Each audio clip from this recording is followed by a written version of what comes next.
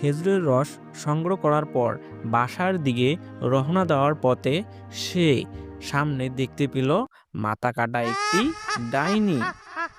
ডাইনিটি ছিল খুবই ভয়ঙ্কর দেখতে।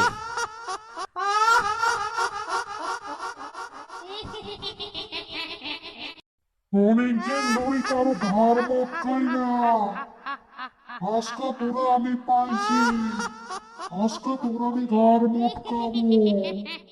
খারা ওইখানে, আমি আসতেছি।